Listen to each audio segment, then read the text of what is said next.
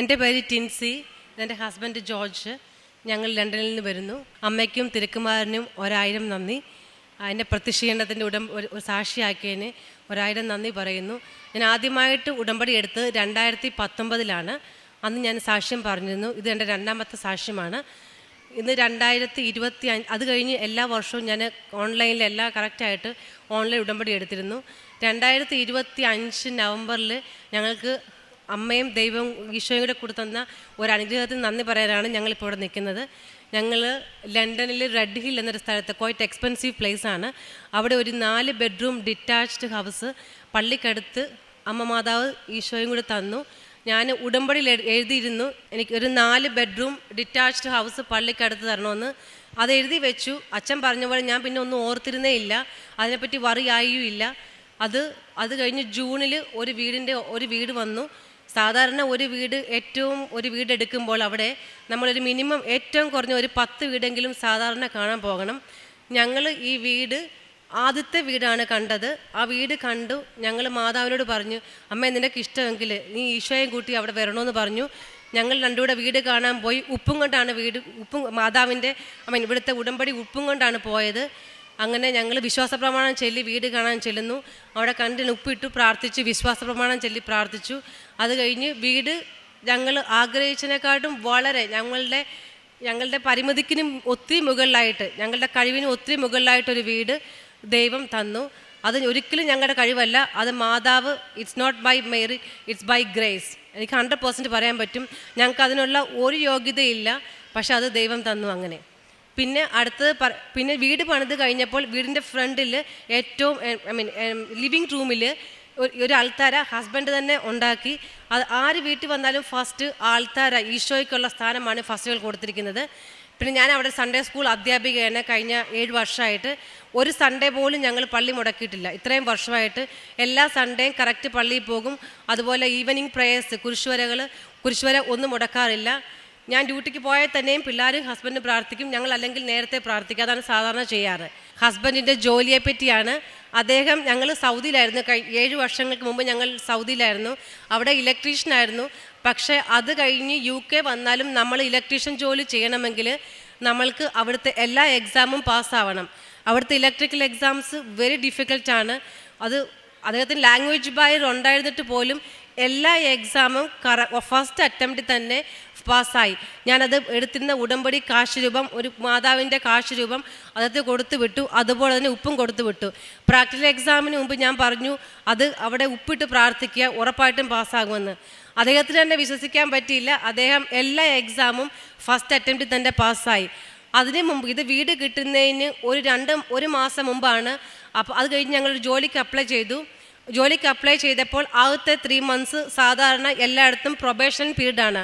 Probation period എന്ന് വെച്ച് കഴിഞ്ഞാൽ നമ്മൾക്ക് നമ്മുടെ പെർഫോമൻസ് അനുസരിച്ച് ചിലപ്പോൾ അവർക്ക് നമ്മളെ പറഞ്ഞു വിടാം, അല്ലെങ്കിൽ നമ്മൾ അവരെ കീപ്പ് ചെയ്യാം. നമ്മുടെ പെർഫോമൻസ് പോലെയാണ്.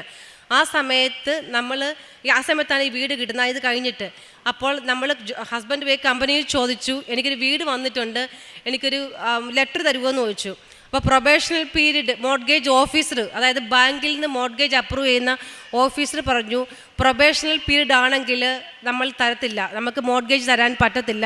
കാരണം ജോലി പോയാൽ പിന്നെ ബാങ്ക് അടയ്ക്കാൻ ചാൻസ് പറ്റത്തില്ല. അപ്പോൾ കമ്പനി നമ്മൾ ചോദിച്ചില്ല, ഒരു വീട് തരുമോ, ഒരു ലെറ്റർ തരുമെന്ന് മാത്രമേ ചോദിച്ചുള്ളൂ. കമ്പനി പ്രൊബേഷണൽ പീരീഡ് കൂട്ടിയില്ല. അവിടുത്തെ റെഗുലർ പെർമനൻറ്റ് എംപ്ലോയി ആയിട്ട് തന്നെ ഹസ്ബൻഡ് ജോലിയുടെ ലെറ്റർ കൊടുത്തു. ആ ഓഫർ ലെറ്റർ ബാങ്കിൽ കൊടുത്തു. അങ്ങനെ മോർഗേജ് കിട്ടി. അത് നമുക്ക് യശയ്യാപ്രവാചകൻ പറയുന്ന പോലെ, ഞാൻ നിനക്ക് മുമ്പേ പോയി ഇരുമ്പോടാമ്പൽ ഉടയ്ക്കുകയും പിച്ചളവാതിൽ തകർക്കുകയും ചെയ്യുന്ന കർത്താവാണെന്ന് നീ അറിയുന്നില്ലേ എന്നതിന് ഏറ്റവും തെളിവാണ് ഞങ്ങളുടെ ആ ജോലി. അങ്ങനെ ഇപ്പോൾ ഞങ്ങൾ ആ വീട്ടിൽ സന്തോഷമായി കഴിയുന്നു. ഞങ്ങളെ രണ്ടുപേരെയും കൃപാസനത്തിൽ വന്ന് ഉടമ്പടി എടുക്കാനും ഇവിടെ മാതാവിൻ്റെ പ്രത്യക്ഷീകരണത്തിൻ്റെ സാക്ഷികളാക്കാനും അനുഗ്രഹിച്ചതിന് നന്ദി. എല്ലാ ചൊവ്വാഴ്ചയും എത്ര തിരക്കാണെങ്കിലും കൃപാസനത്തിൻ്റെ ചൊവ്വാഴ്ച അച്ഛൻ്റെ ടോക്ക് കേൾക്കാറുണ്ട്, എത്ര തിരക്കാണെങ്കിലും. അതുപോലെ തന്നെ ചാരിറ്റി ആയിട്ട് ഞാൻ ചെയ്യുന്നത്, അവിടെ ഒരു ഫുഡ് ബാങ്ക് ഉണ്ട്, സെൻറ്റ് മാത്യൂസ് ഫുഡ് ബാങ്ക്. അവിടെ നമ്മൾക്ക് വേണമെങ്കിൽ ക്യാഷ് കൊടുക്കാം, അല്ലെങ്കിൽ നമ്മൾക്ക് സാധനം വാങ്ങിച്ചു കൊടുക്കാം. അത് രണ്ടും ഞങ്ങൾ ഓൾട്ടർനേറ്റീവായിട്ട് മാറി ചെയ്യാറുണ്ട്. പിന്നെ ഞാൻ അവിടെ ഒരു നേഴ്സാണ്. ഞാൻ ആദ്യമായിട്ട് ഇവിടുന്ന് OET എക്സാം, ഞാൻ ഈ സാക്ഷ്യം ഓൾറെഡി പറഞ്ഞതാണ്. 2019 ഞാൻ IELTS പല പ്രാവശ്യം എഴുതി തോറ്റുപോയി. OET എക്സാം എഴുതിയും തോറ്റുപോയി. പിന്നെയും വന്ന് ഇവിടെ നിന്ന് ഞാൻ ഉടമ്പടി എടുത്തു. ആദ്യമായിട്ട് ഉടമ്പടി എടുത്തതിൻ്റെ നെക്സ്റ്റ് മന്ത് ഞാൻ എക്സാം എഴുതി പാസ്സായി. അങ്ങനെ ഞാൻ UK അവിടെ ചെന്ന് 1.5 വർഷം കഴിഞ്ഞ ശേഷം എൻ്റെ ഗ്രേഡ് കൂടി. ഞാൻ എക്സാം എല്ലാം മാതാവിൻ്റെ കാശുരൂപം കൈ പിടിച്ചാണ് എഴുതിയത്. അപ്പം തന്നെ ഇൻ്റർവ്യൂ എല്ലാം പാസ്സായി. അതും ഒരു അത്ഭുതം തന്നെയായിരുന്നു. പിന്നെ ഞാനിപ്പോൾ സിസ്റ്ററായിട്ടാണ് വർക്ക് ചെയ്യുന്നത്. അവിടെ ഇപ്പം നമ്മൾക്ക് പേഷ്യൻ്റെ കെയർ വേണ്ട, നമ്മളൊരു വാർഡ് മാനേജ് അല്ലെങ്കിൽ ഇവിടുത്തെ ഒരു സൂപ്പർവൈസറിൻ്റെ പോസ്റ്റാണ്. അവിടെ പേഷ്യൻറ്റിനെ നമ്മൾ അസിസ്റ്റ് ചെയ്യുമോ, അവരുടെ ഓരോ ആവശ്യങ്ങൾ നമ്മൾ ചെയ്യേണ്ട, കുളിപ്പിക്കുക, അങ്ങനത്തെ ആവശ്യങ്ങളും സാധാരണ ചെയ്യേണ്ടി വരത്തില്ല. പക്ഷേ ഞാൻ മാക്സിമം ശ്രദ്ധിക്കാറുണ്ട്. ചാരിറ്റിയുടെ ചെയ്യുന്നതിൻ്റെ ഫലമായി ചെയ്യണം എന്നുള്ള ആഗ്രഹത്താൽ ഞാൻ മാക്സിമം സമയം കണ്ടെത്തി പേഷ്യൻറ്റിനൊക്കെ കെയർ കൊടുക്കാറുണ്ട്. പേഷ്യൻ്റ് ബെഡ് സൈഡ് കെയർ കൊടുക്കാൻ മാക്സിമം ശ്രദ്ധിക്കുന്നു. ഈശോയ്ക്ക് ഞങ്ങൾക്ക് ഇങ്ങനത്തെ കുറേ അനുഗ്രഹങ്ങളുണ്ട്. ഞങ്ങൾ എല്ലാ കാര്യത്തിനും കൃപാസനം ഓയിൽ ഉപയോഗിക്കുന്നു. എന്തെങ്കിലും അത്യാവശ്യം വന്നു കഴിഞ്ഞാൽ, നമ്മളെ കൊണ്ട് പറ്റുന്നില്ല എന്ന് കണ്ടു കഴിഞ്ഞാൽ ഈ ഓയിൽ കുരിശ് വരച്ച് വിശ്വാസ പ്രമാണം ചൊല്ലിയാണ് എന്തും പ്രാർത്ഥിക്കുന്നത്. അത് അപ്പം തന്നെ സാധിച്ചു കിട്ടും. കഴിഞ്ഞ ദിവസം മോൻ വന്ന് വീണു, അവൻ്റെ കാലിൽ സ്വെല്ലിംഗ് ആയി, അങ്ങനെ അവൻ്റെ ഇത് മാറി. അങ്ങനെ ഒത്തിരി സാക്ഷ്യങ്ങളുണ്ട്. അങ്ങനെ ഞങ്ങൾക്ക് ഒരു പ്രത്യക്ഷീകരണത്തിന് ഞങ്ങളെ സാക്ഷിയാക്കിയ അമ്മയ്ക്കും തിരുക്കുമാരനും 1000 നന്ദി. വിശുദ്ധ മാർക്കോസിൻ്റെ സുവിശേഷം 9-ാം അധ്യായം 5-6 തിരുവചനങ്ങൾ. അപ്പോൾ പത്രോസ് യേശുവിനോട് പറഞ്ഞു, ഗുരു, നാം ഇവിടെ ആയിരിക്കുന്നത് നല്ലതാണ്. ഞങ്ങൾ 3 കൂടാരങ്ങൾ ഉണ്ടാക്കാം. ഒന്ന് നിനക്ക്, ഒന്ന് മോശയ്ക്ക്, ഒന്ന് ഏലിയായ്ക്ക്. എന്താണ് പറയേണ്ടതെന്ന് അവനെ അറിഞ്ഞുകൂടായിരുന്നു. ടിൻസി ജോർജ് അവരുടെ പ്രത്യക്ഷീകരണ സാക്ഷ്യം ഇവിടെ ഏറ്റുപറയുമ്പോൾ not by merit but by grace എന്ന അടിസ്ഥാനത്തിലാണ് പരിശുദ്ധ അമ്മയുടെ മധ്യസ്ഥതയിൽ അവർക്ക് ലഭിച്ചിട്ടുള്ള സാക്ഷ്യങ്ങൾ, അവർക്ക് ലഭിച്ചിട്ടുള്ള ദൈവാനുഭവങ്ങൾ അവർ വിശ്വാസ പ്രഖ്യാപനത്തോടുകൂടി ഇവിടെ ഏറ്റുപറയുന്നത്. അവരുടെ ലണ്ടനിലെ ജീവിതത്തിൽ വലിയ ഒരു ആവശ്യമായിരുന്നു അവിടെ സ്വന്തമായിട്ടൊരു വീട് ആവശ്യമെന്നുള്ളത്. അവർ പ്രാർത്ഥിച്ചിരുന്നെങ്കിലും അതൊരു അത്യാവശ്യമായിട്ട് അവർ ഈശോയോട് പറഞ്ഞിട്ടില്ലായിരുന്നു.